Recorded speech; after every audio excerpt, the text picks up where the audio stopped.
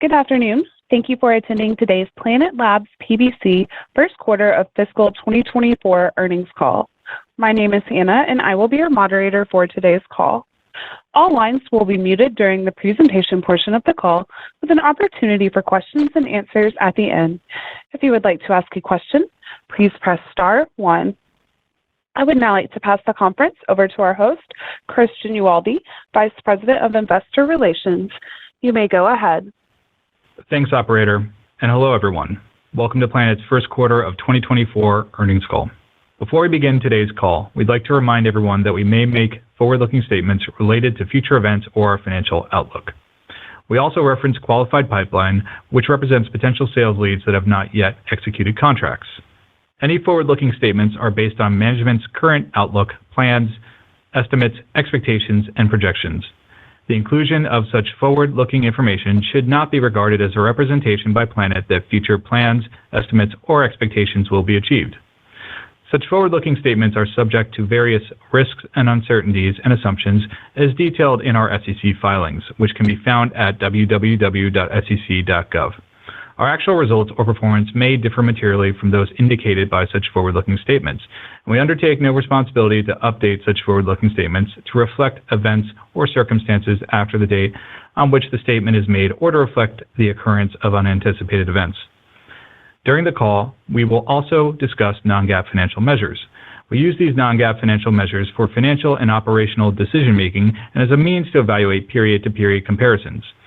We believe that these measures provide useful information about operating results, enhance the overall understanding of past financial performance and future prospects, and allow for greater transparency with respect to key metrics used by management in its financial and operational decision-making. For more information on the non-GAAP financial measures, please see the reconciliation tables provided in our press release issued earlier this afternoon. Further, throughout this call, we provide a number of key performance indicators used by management and often used by competitors in our industry.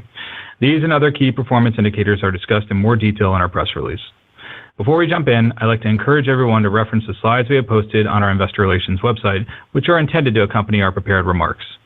Finally, for each of the customer contracts referenced during this call, please note that the revenue figures we cite will generally be recognized over the term of the contract, which can last several years. Further, the terms of these contracts can vary, and many of these contracts can be terminated by Planet or our customer prior to their maturity. As a result, we may not realize the total revenue expected for each such contract. At this time, I'd now like to turn the call over to Will Marshall, Planet's CEO, Chairperson, and Co-founder. Over to you, Will. Thanks, Chris, and hello, everyone. Thanks for joining the call today. Our first quarter financial results were solid. We generated $52.7 million in revenue, representing a 31% year-over-year growth, in line with our guidance. Non-GAAP gross margins expanded to 56%, up from 45% in the prior year, an 11 percentage point increase, showing the ability for our one-to-many data business model to drive significant margin expansion as revenue scales. We ended the first quarter with over 900 unique customers spanning across government and commercial markets.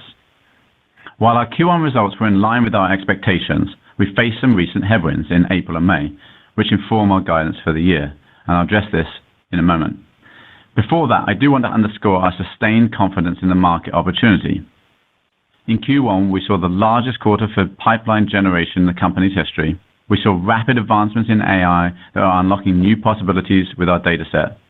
And we saw our products that are enabling our customers to address some of their most pressing security and sustainability challenges.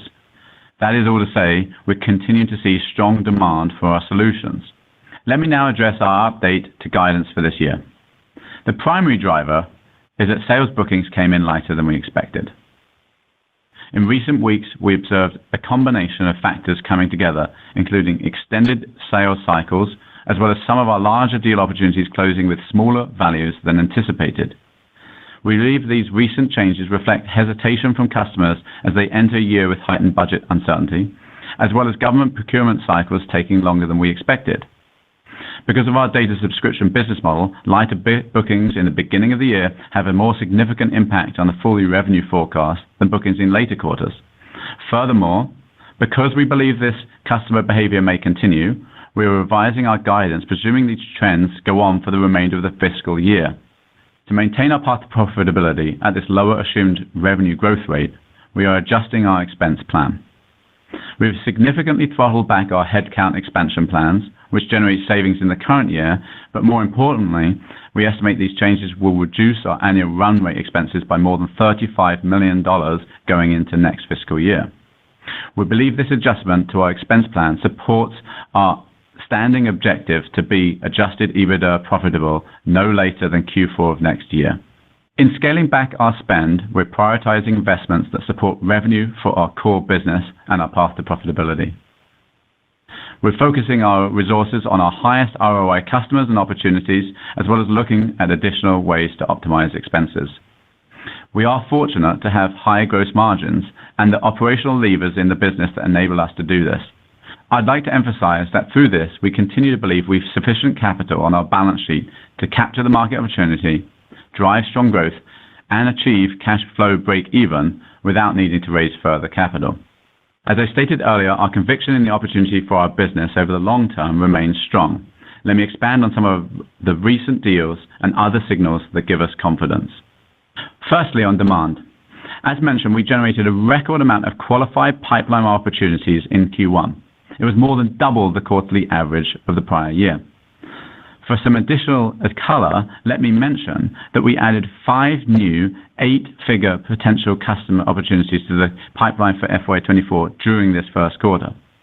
We've never seen anything like the scale of these large opportunities. Generating qualified pipeline lays the foundation for future growth year on year. Now it's up to us to convert that pipeline into bookings and revenue. Secondly, on AI. The recent advances in AI and the potential that generative AI and large language models in particular have to unlock value in our data is a further catalyst to our existing tailwinds. On our last call, we shared how our partner Synthetic ran AI models on our data archive to track the Chinese high-altitude balloon to its origin point.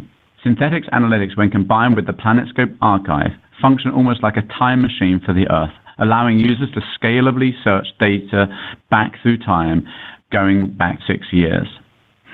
We've added a video to our investor relations website under the videos tab that shows Synthetic's model running on Planet data and extracting insights. Their solution automates the analysis of large, unstructured data sets like ours so that even a non-technical user can detect objects in minutes or train and deploy AI models radically faster than even traditional AI approaches. It's hard to overstate the power of this. Being able to search the world for objects on demand has huge value for defense and intelligence customers, civil governments, and for sustainability applications too. It's been inspiring to watch the reaction of customers and prospects when they see the value that the combined capabilities of these models and our proprietary data unlock. Similarly, we also signed a partnership with South Korea-based AI company SI Analytics. SI Analytics plans to use Planet data for a North Korea ballistic missile operations search project with the goal of enhancing global risk management and mitigating tensions in Asia and beyond. If you joined us in our user conference in April, you will have seen our demonstration of Queryable Earth California, which you can find online. This is a proof of concept project from our ongoing collaboration with Microsoft. The Queryable California demo aims to show how next generation AI can make satellite data more accessible by making it searchable, conversational, and context aware. While only the video is available in your browser today, it's a glimpse of what's possible when you combine our proprietary data with industry-leading AI capabilities.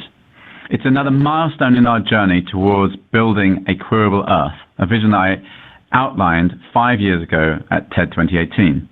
These AI-centered partnerships are just the beginning. We see AI as a catalyst to help unlock the full potential of our deep data archive, which has the depth and consistency that others in the industry can't match, enabled by a unique Earth scanning constellation.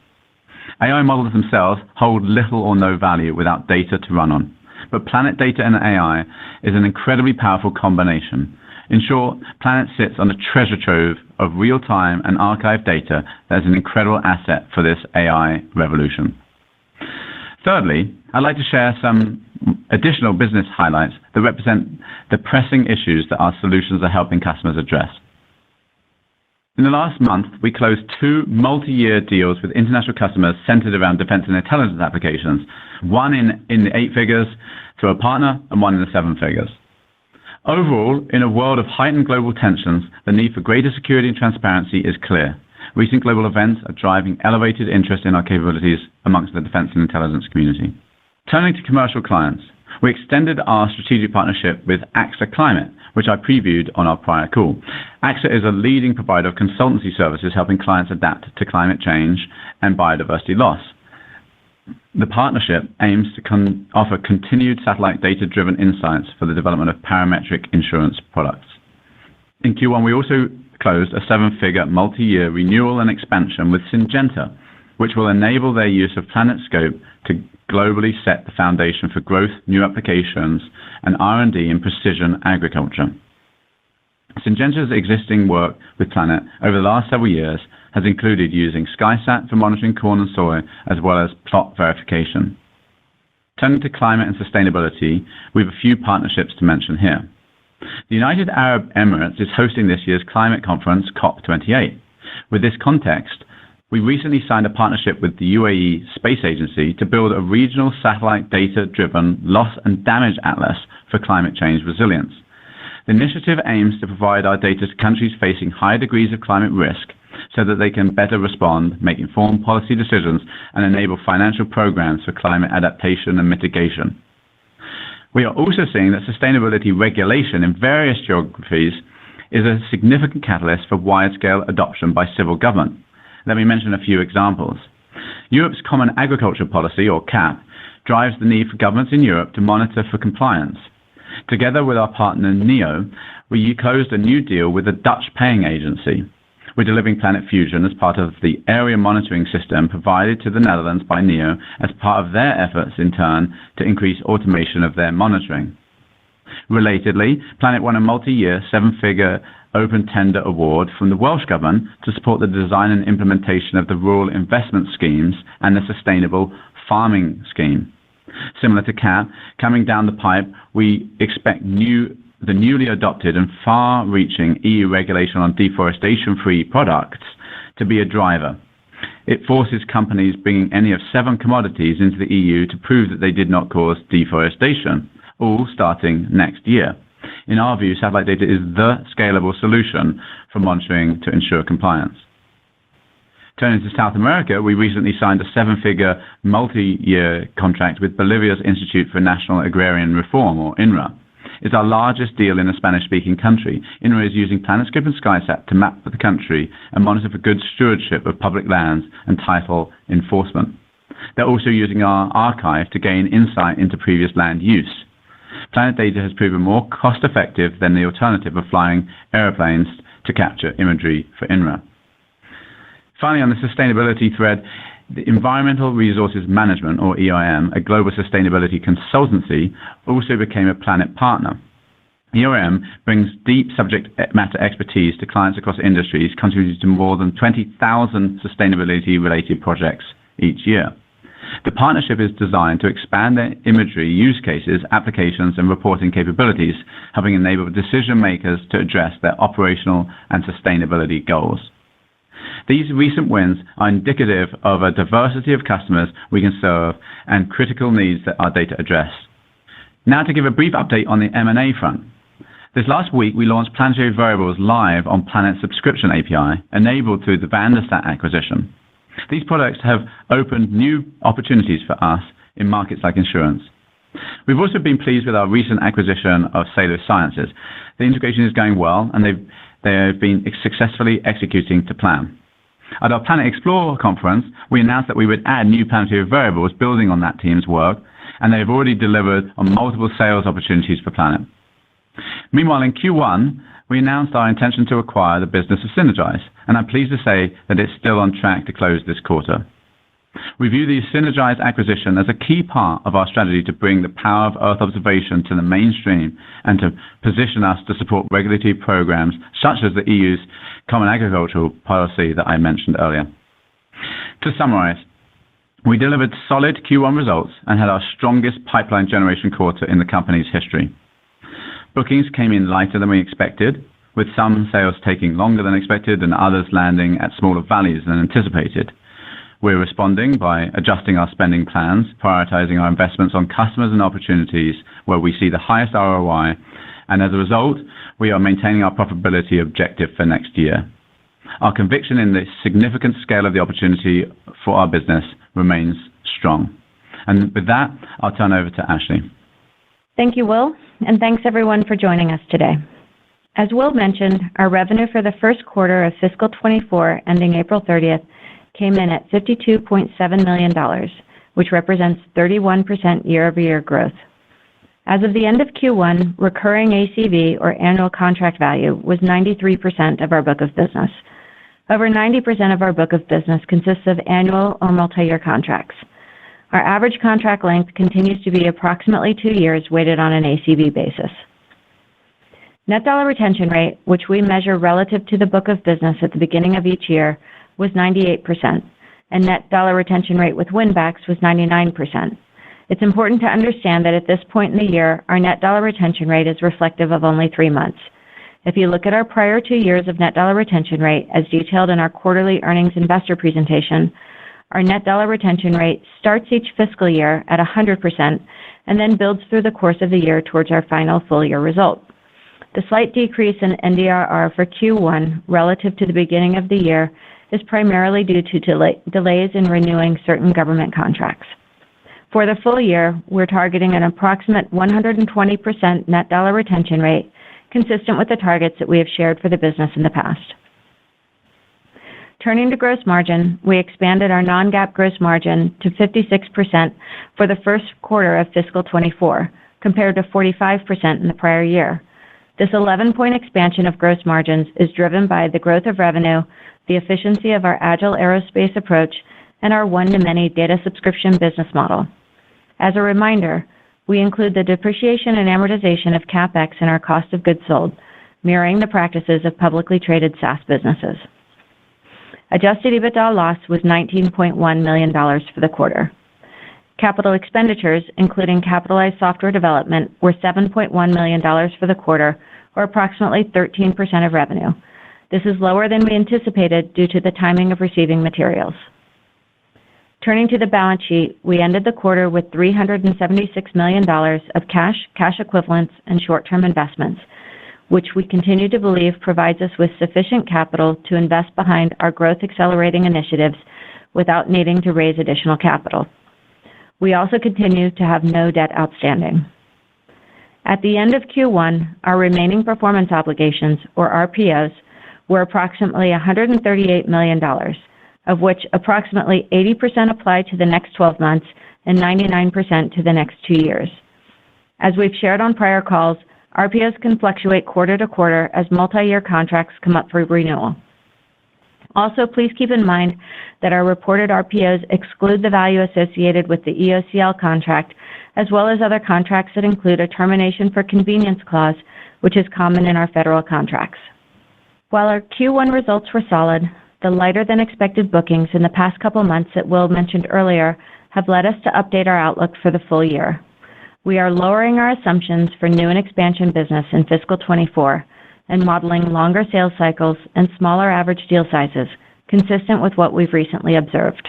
I'll note that we signed 2 contracts in the last 2 months that were 7 or 8 figures in size, but that are not expected to drive significant incremental revenue until Q3 or Q4 this year because of the expected timing of data consumption and the associated revenue recognition. So some of the challenge around our updated revenue forecast is timing. We see a similar challenge as we look forward to Q2, as some of our customers with contracts that are up for renewal in Q2 and Q3 are slowing data consumption to stay within their annual contract allowance. We believe the adjustments we have made to our forecast in response to all of these factors address the headwinds we saw and position us appropriately for the remainder of the year. With the changes we have made, as of the end of Q1, approximately 80% of our revenue forecast for the year is already committed, and that's before factoring in additional renewals, new business, or revenue from the acquisition of Synergize. Will already outlined how we're adjusting our expense plans and prioritizing our spend in light of our updated revenue outlook. We expect these adjustments to generate savings in the current year, but more importantly, we expect it to reduce our planned operating expense run rate at year-end by over $35 million to support our targeted path to profitability. I'd like to underscore our commitment to the objective of achieving adjusted EBITDA profitability by no later than the fourth quarter of fiscal 25 or calendar year end 2024.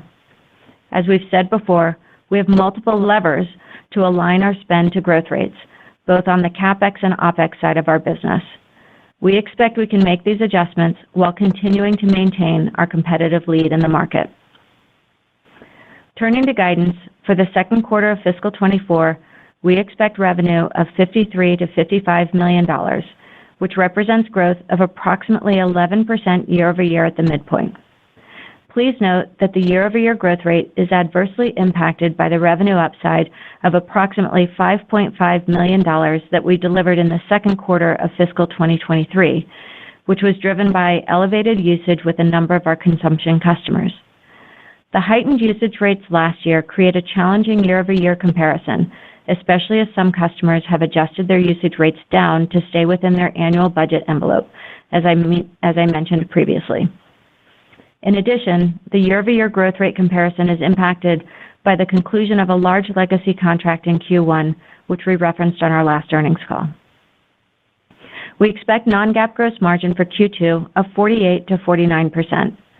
The sequential decline in gross margin reflects the accelerated depreciation of two of our SkySat satellites, which we expect to lower and re-enter the Earth's atmosphere later this year and mid-next year, earlier than initially estimated, which was caused by an unusual increase in solar activity that we and other LEO satellite operators have experienced in recent months.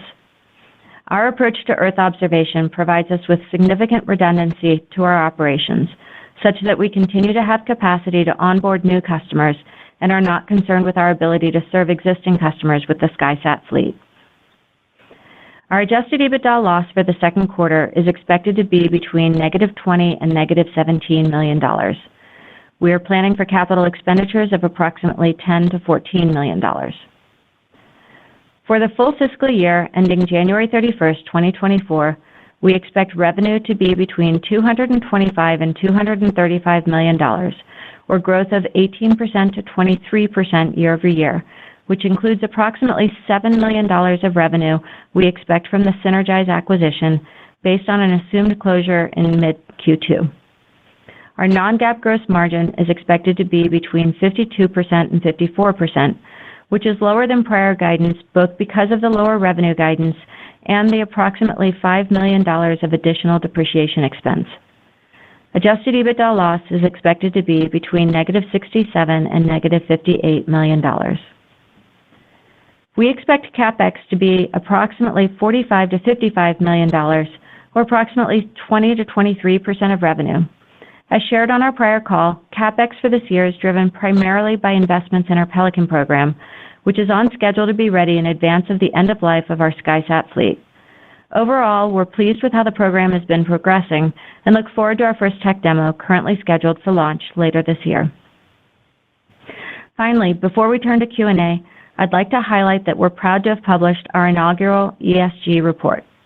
It is meant to outline our company mission and lay the groundwork for Planet's sustainability program, while highlighting some of the ways we are making progress toward a more sustainable and equitable world. It includes our second year of reporting carbon emissions data and our first SASB disclosure. This marks just the beginning of our ESG reporting journey, and we are excited to share our progress with all of you as we continue to grow and scale our operations and impact. You can find our ESG report on our website at planet.com/ESG. Operator, that concludes our comments. We can now take questions. Certainly. If you would like to ask a question, please press star followed by 1 on your telephone keypad. If for any reason you would like to remove that question, please press star followed by 2. Again, to ask a question, press star 1. We kindly ask participants to limit themselves to 2 questions today due to the volume of attendees in queue. As a reminder, if you are using a speakerphone, please remember to pick up your handset before asking your question. We will pause here briefly as questions are registered. The first question is from the line of Ryan Koontz with Needham & Company. You may proceed.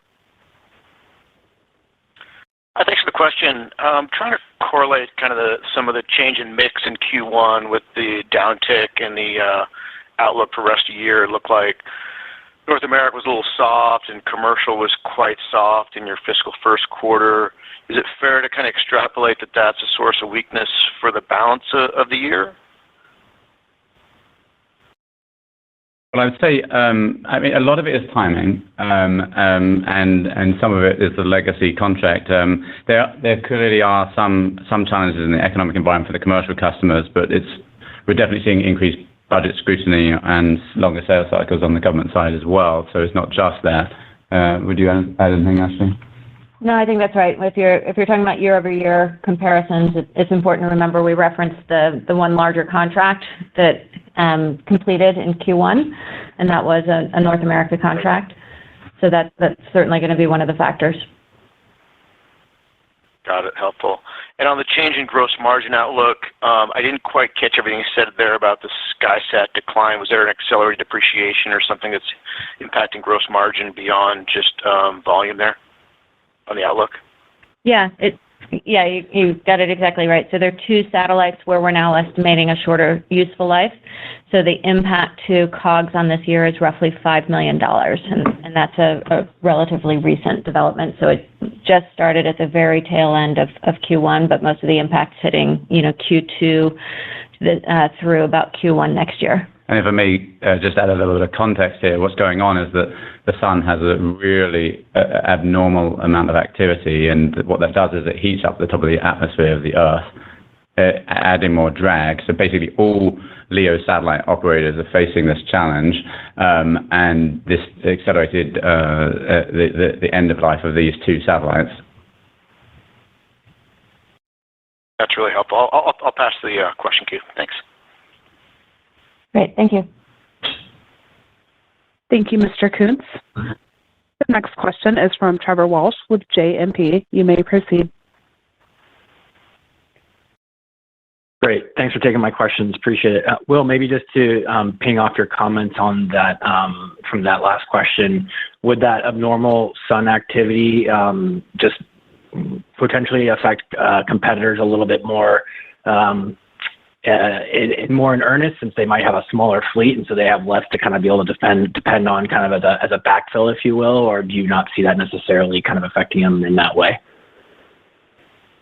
Yeah, well, absolutely. So the most important thing about our fleet is the significant redundancy we have on our system, and that's both on the high-resolution fleet, the SkySat, and the Dove fleet that does the daily scan. Yeah, we obviously, the other thing to bear in mind is our agile aerospace approach just enables us to flex to the demand much more swiftly. Because we build and design and build all of these things in-house, we can just flexibly launch more when we need more, and that also helps with this. But I mean, the most core factor is the redundancy in the fleet. Great, terrific. And then maybe just to follow up around the consumption piece, either jump ball for you or for Ashley. Do you get the sense as customers are maybe trailing back or curtailing their consumption rates a little bit to match the contracts? Is that really a function of just what's happening with the macro and kind of budgetary concerns, or would there also just be larger right sizing of their kind of consumption just based on, they've had a year or two to understand what their needs are and they're just now right sizing the contract regardless of macro? Or is it really just attributable to them not wanting to kind of get ahead of their skis as far as just given the uncertainty in the more market environment? Does that make sense? It does make sense. I'd say, the good news is as we look forward to on the renewals front, actually, we continue to see a strong line of sight to a strong renewal rate this year. And I said, we're still targeting north of 120% NDRR. So it's not that we're seeing contracts renewing necessarily at smaller amounts. The issue is, as I mentioned, last year we saw a pretty significant uptick in the pace of consumption starting in Q2. We attributed that to we had rolled out a number of software improvements that frankly just made it easier to access the data. And we cautioned at that time that we didn't know whether customers would renew early or increase the size of their contracts, because if they continued at that pace, they would use up the contract allowance early. And what we're seeing now is as we're getting to those Q2, Q3 renewal dates, we're actually seeing customers slow down because, frankly, they just can't get the budget ahead of when it's set at the renewal date. So that's a little bit of what we're seeing that's impacting some of the Q2 compares in particular. Great. Thanks for taking the questions. Great. Thank you. Thank you, Mr. Walsh. The next question is from the line of Jason Gursky with Citigroup. You may proceed.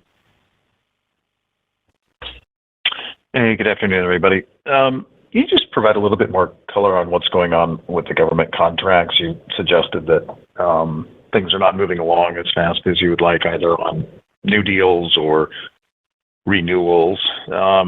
Where are you seeing that behavior? Is it here in the United States, outside of the United States?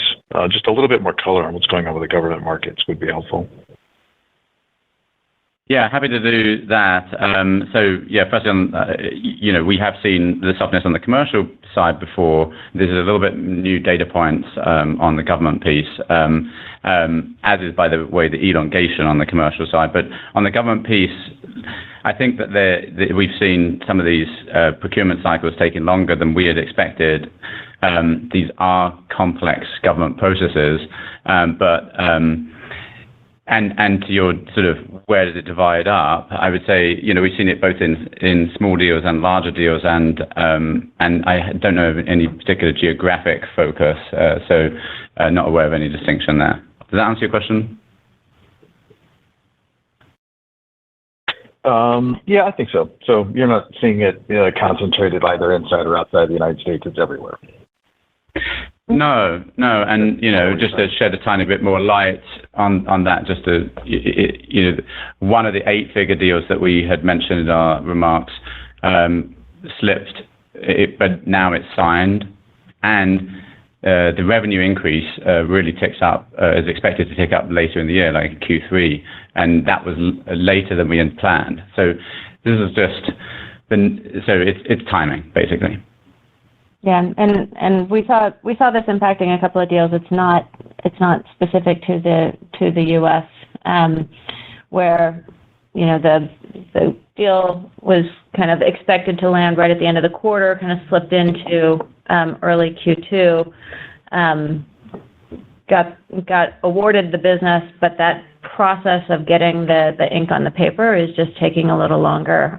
Seeing just some of the government bureaucracy ticking up, and unclear whether this is just a point in time or whether there's something else going on where given the economic environment, governments also are getting more scrutiny around getting these procurements over the goal line. So we're looking at it and trying to understand it. Right now, we're making the assumption that deals are going to be slower, so that we factor that into our revenue assumptions.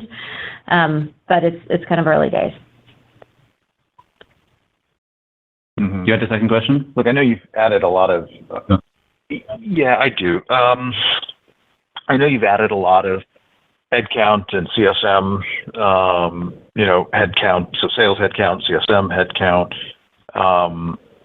I'm just kind of curious, how accurate you all have been in the past in forecasting out this kind of activity, and given the growth that you've all seen, whether the accuracy is not as robust as it has been in the past.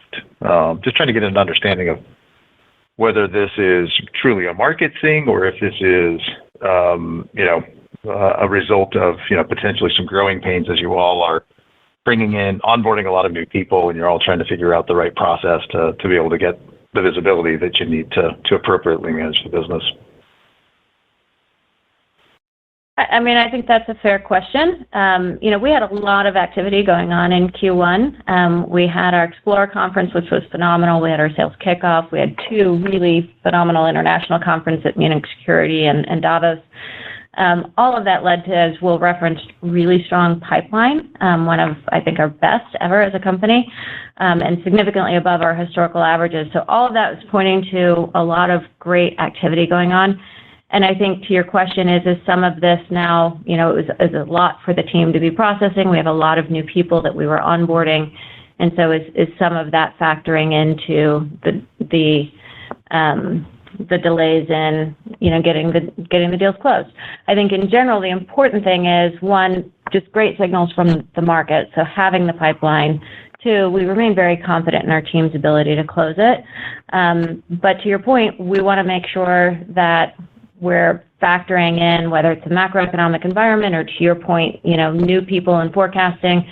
We want to make sure that we're factoring in just some data points we saw coming out of Q1 into how we're thinking about the rest of the year, so that, you know, we don't run into this kind of situation in future quarters. Okay, great. Thank you.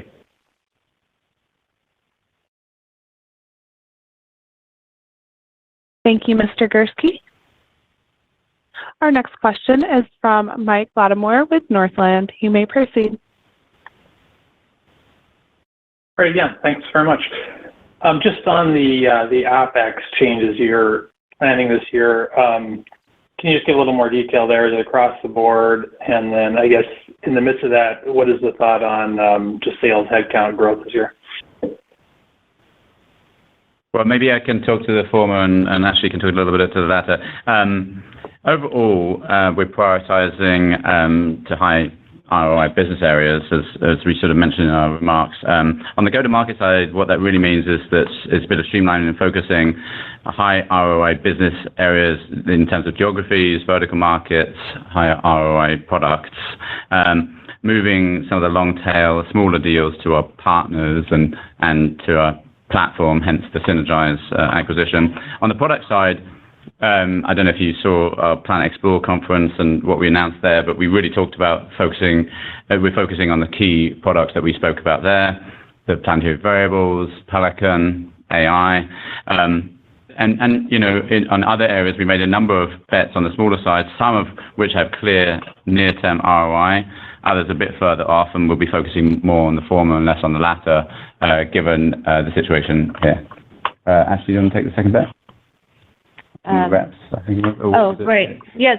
So I think what's important is again, a lot of positive signals in terms of the market and the demand. And so as we'll reference, there are areas where we will continue to invest, and obviously having the feet on the street in those places where we have the pipeline and need to make sure we have the teams to go close it.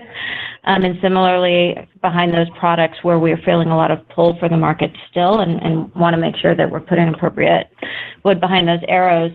But, you know, part of this also is just making sure that we're being very focused in how we make these investments. We've done a lot of investing over the last 18 months, and now is the time to make sure that we're being efficient and focus on the path to profitability. Yeah. Got it. And then just on the pipeline, it sounds like that was very strong in the quarter, and you referenced, I think, 5 8-figure deals. Are there any commonalities among those deals in terms of, you know, new logos or expansions or commercial versus government? And then how did the sort of 7-figure pipeline do in the quarter? What was the last bit? How did the 7-figure? How was that in the quarter? Yeah. Well, firstly, we've never seen pipeline generation quite like this last quarter, and we really scrutinized and only had to put qualified deals into our pipe. And to have those 5 8-figure deals is just, we've never seen anything like it. Most of that is in the government space, but there is a healthy mix between civil government and defense and intelligence. So it's quite a variety of applications. And what we're seeing drive this, as we hinted at a little bit on the call, prepared remarks, there's the sustainability regulations that are driving big deals, and then there's also AI, which is really an accelerant and a catalyst.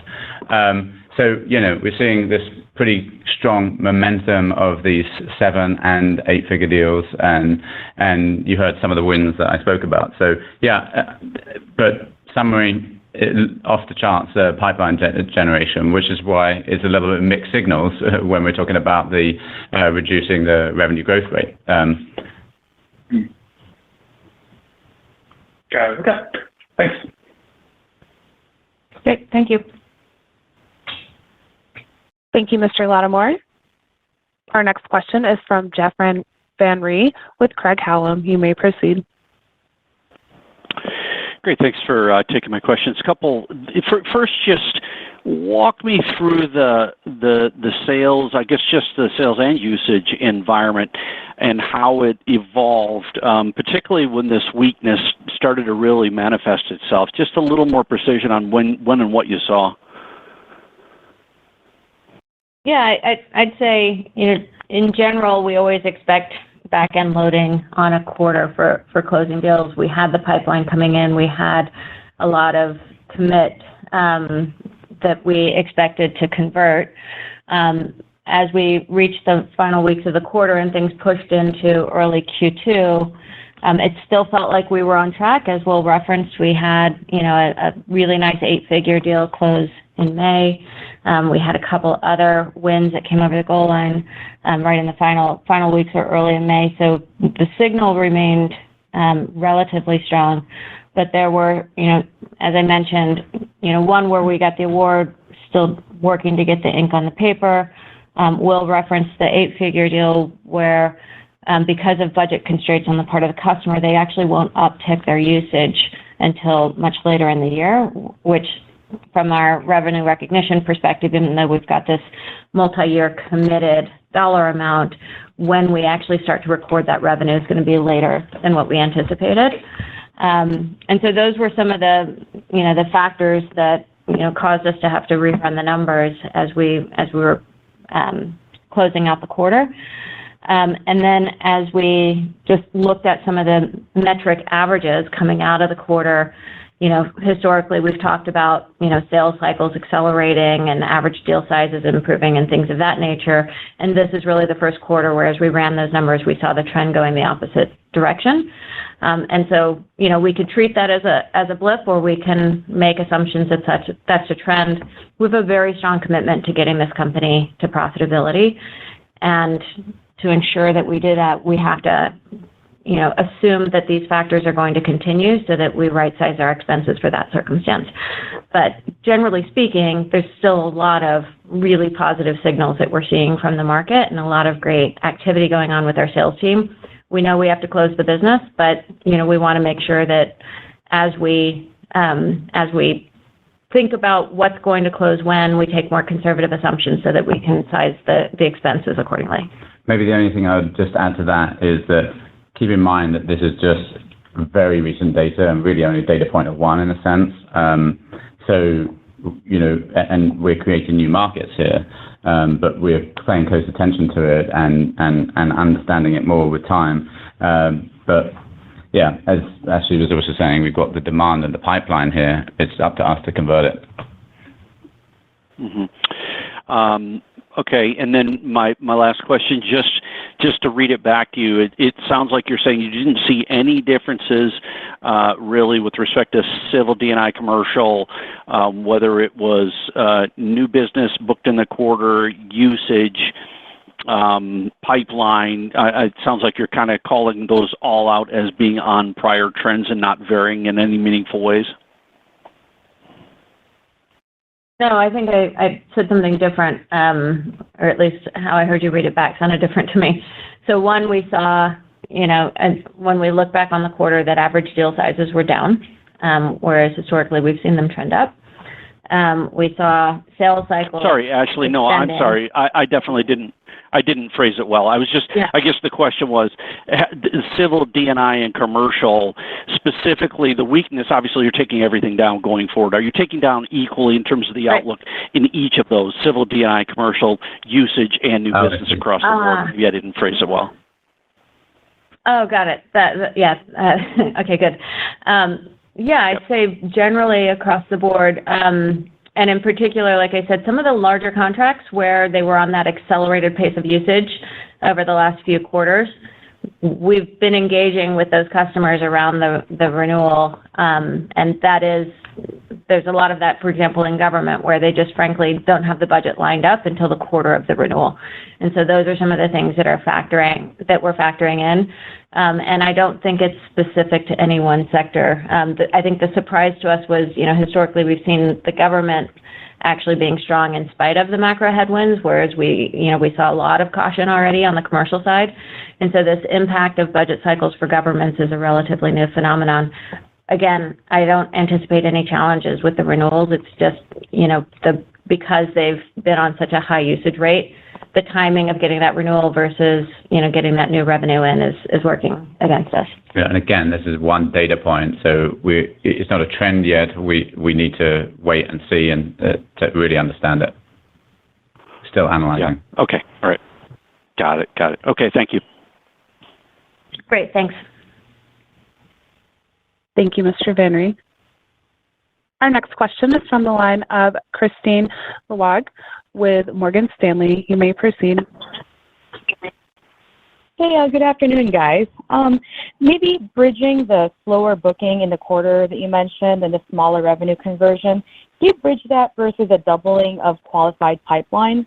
I mean, how similar or different are the customer profiles that's driving the near-term headwind versus the longer-term tailwind? Yeah, I mean, just to your general point, there's some mixed signals here. We did have an incredibly strong pipeline generation quarter, and we saw some slowness in bookings, especially in recent weeks. So, sales elongating and so on. I don't think there's a distinction in the mix between the past and the pipeline and the revenue we're booking. So I don't think there's much distinction there.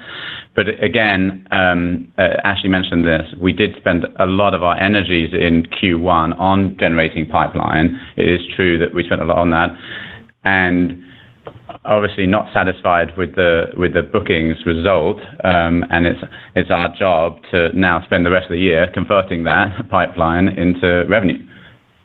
Yeah, and to your question about sectors, I think the mixed signals actually span all the sectors. We saw some really strong pipeline and strong interest from customers across commercial sectors like insurance and agriculture. We referenced some of these in the call. And the energy space. So there is a lot of really good activity going on there. I do think that there is heightened budget scrutiny, and when you're talking about a market-making activity, you're not necessarily just replacing another budget. You're actually, as a commercial customer, you're having to make budget for something that's new. And so that makes for longer sales cycles, especially in this environment. But the good news is what we see is a lot of strong activity on that front, pointing to pipeline and demand. On the government side, as we'll reference, there's so many things going on right now that are tailwinds for our business, from peace and security, more obviously on the D&I side, but also a lot of the regulatory activity going on the sustainability side of the business. Great, thank you. And then following up on the contracts where the dollar amount is smaller than you anticipated, can you share any insight if the customer's budget for that category of spend for your product is the same, meaning that they could be acquiring similar or complementary capabilities with your competitors, or is it that they're really completely cutting this category of spend, resulting in a smaller booking? I'll just comment on the competitive piece. I mean, we're not seeing us lose any deals to competitors, basically. These are much more macroeconomic budget-related issues and/or government complexity of deals than it is anything to do with competition, mainly because our solution is completely unique, especially the data scan, which drives a lot of these deals. Ashley, anything to add? Yeah, I'd actually say it's quite the opposite from what you described, in terms of it's not necessarily that they're downsizing because there's not demand for the broader data amounts, but rather they're pacing the consumption so that they can get the budget dollars in for the larger deals. So I can think of a number of examples off the top of my head where the customer has used the budget that they had available to get the contract started and to get going with our data, while they line up budget to have a larger consumption later in the year. But sometimes it takes time to line up the budget. Yeah, that takes time, but I think that's indicative of the fact that they're actually trying to figure out how to get more budget dollars allocated our way versus scaling it back. Great, thank you. If I could squeeze one more in. I mean, in AI, you guys mentioned that you have a few different partners that you're working with. in the future, how do you think about sharing economics, and how would that work? I mean, you have the data, but if they've got the processing power, how do you make sure that you're going to keep your portion profitable and you're going to protect the data that you have? It's a great question. I mean, firstly, we're just so excited about what's going on in the field of AI here right now. I mean, the power of being able to search the planet is incredible, and that's what's happening with the combination of our data and these new AI tools. It enhances and speeds up the ability to extract out value for everyone. And, you know, we've seen a few kinds of use case areas, like in defense and intelligence, searching for spy balloons, or in disaster response and civil applications, like building damage assessment. You know, it's a wide variety of areas of this. But to your specific question about it, I just point out, and something I mentioned a number of times, AI without data is not useful. You have to train it on data. So firstly, Planet has a massive stack of data. It's a treasure trove for these AI models. And secondly, we have the ongoing daily scan, which is how companies or governments can continue to monitor things. And that's all because of this unique daily scan, 2,400 images on our archive, and then this daily scan. That is what's opening up all these new applications, and it's that is driving this interest in AI on top of satellite data. And that's completely unique and proprietary to Planet. So it puts us in an unusual position, and a very powerful one, of where a lot of these top AI companies are coming to us because they know that the AI without the data sets is really not nearly valuable. But once they combine it with a data set like us, that puts us in a powerful position to do these sort of licensing terms. And so far, the terms have been pretty favorable to us because of that recognition, I'd say. Great. Thank you very much. That makes sense? Hey, no worries. Yes, thanks. Thank you. Our next question is from Edison Yu with Deutsche Bank. You may proceed. Hey, thanks for taking the questions. First, just wanted to follow up. I think you mentioned that you're going to maintain the EBITDA target. Can you just go over kind of how you plan to kind of offset the lower growth? Yes, as I mentioned, we've been looking at, you know, the expense growth plans and headcount growth plans that we had for the year, and obviously scaling those back and making sure that they're focused on the highest ROI areas. So there are a number of areas, as we've referenced multiple times, where we're seeing strong demand signals, so we don't want to back away from investments behind that. But one, we can make sure that we're very focused on efficiency internally of our operations, and two, make sure that we're being very strategic and selective as to where we're making any incremental investments. So by doing these assessments, we've already scaled back expense growth on the year, such that our exit run rate, you know, is north of $35 million less than where we had expected to be. Understood. And I just want to ask quickly about Synergize. I know you mentioned that it's a pretty kind of nominally low, but wondering if you can give any insights on how fast it's growing. Obviously we saw at the conference a lot of customers use it. Maybe the growth trajectory and an opportunity that brings forward. Yeah, we see it as being a very valuable add-on to almost every one of our customer relationships. It is a front end that helps people to ease use of our data, especially on the long tail of small clients. As I mentioned, that helps automate a lot of that segment, which has been costly in a sense. But also the big deals as well. I mean, a number of the partnerships we're talking about in Europe, driven by the sustainability pieces, like sustainable agriculture regulation, demands countries track how they're doing on these sustainable ag practices and monitoring those and report on those. And they have some great automated tools that sit on top of our data in order to enable that. So it's great. And overall, I'd also just comment that we're still on track to close in Q2 with that, and we feel pretty happy about that, and very happy also with our other two acquisitions, and so we're we feel confident it's the right move. Great. Thank you. Thank you, Mr. Yu. Our next question is from the line of Greg Mesniak with Westpark. You may proceed. Yes, thank you for taking my question. I wanted to circle back to the OpEx right-sizing that you've announced, focusing more specifically on, the SG&A line. What areas do you see most likely to be impacted? If you could just kind of give us some more granularity on that. Yeah, I think as Will referenced, as we're looking at how we're focusing our go-to-market activities,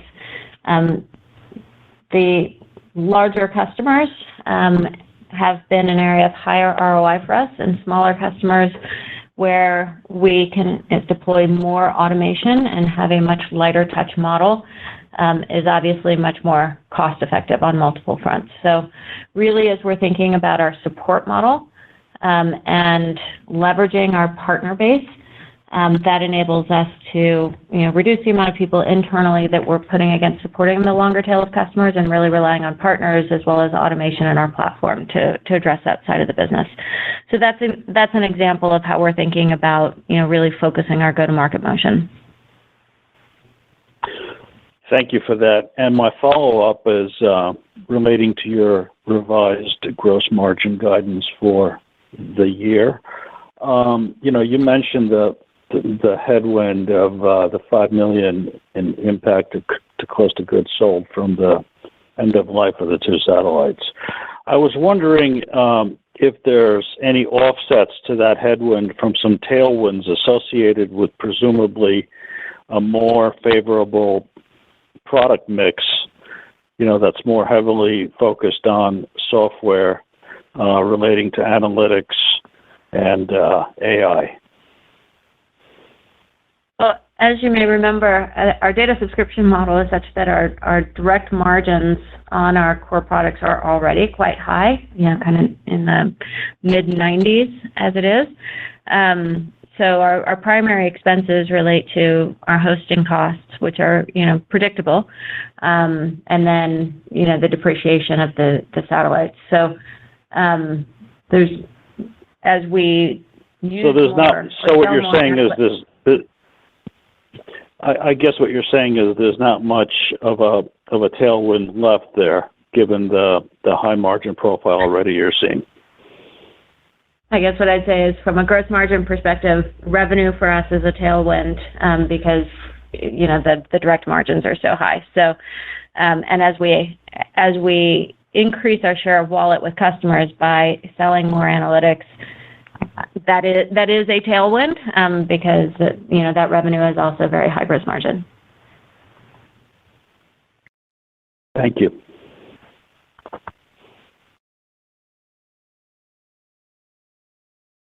Thank you, Mr. Mesniak. Our last question will be from the line of Josh Sullivan with the Benchmark Company. You may proceed. Good afternoon. Hey, Josh. Hey. Given where macros, sales cycles that you guys are seeing, capital markets are currently, do you think we see a consolidation cycle in space, AI, and NEO? And does Planet have an appetite to be that consolidator? Well, we've already talked about the fact that we think of Planet as a natural consolidator in the space in general. I'd say we're more focused on going up the value stack than on the aerospace side of it, if you like. We'll always be disciplined in thinking about the return on investment on that sort of move.